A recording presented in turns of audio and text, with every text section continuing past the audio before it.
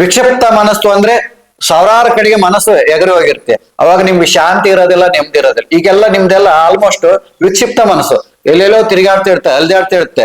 ಕನಿಷ್ಠ ಒಬ್ಬ ಮನುಷ್ಯನ ಮನಸ್ಸು ಆ ಒಂದು ಗಂಟೆಗೆ ಒಂದು ಇದಕ್ಕೆ 70,000, 30,000, 80,000 ಯೋಚನೆಗಳು ಬಂದು ಹೋಗ್ತವೆ ಅಂತಂದು ಸೈಂಟಿಸ್ಟ್ಗಳು ಹೇಳಿದ್ದಾರೆ.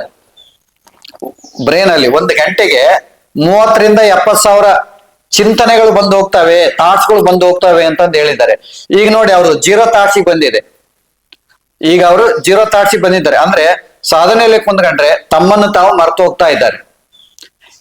ಯಾವಾಗ ಜೀರೋ ಥಾಟ್ಸಿಗೆ ಬರ್ತೀವಿ ಅದನ್ನೇ ಸಮಾಧಿ ಅಂತ ಕರೆಯೋದು. ಯಾವಾಗ ಈ ಯೋಚನೆಗಳು, ಚಿಂತನ ಲಹರಿಗಳು, ಯೋಚನೆಗಳು ಸ್ಟಾಪ್ ಆಗಿಬಿಡುತ್ತೋ, ಸ್ಟಾಪ್ ಆಗಿ ಯಾವಾಗ ನಮ್ಮೊಳಗೆ ನಾವು ನೋಡ್ತಾ ಆನಂದದಲ್ಲಿ ನಾವು ಕಳಿತೀವೋ ಅದಕ್ಕೆ ಸಮಾಧಿ ಅಂತ ಕರೆದಿದ್ವು.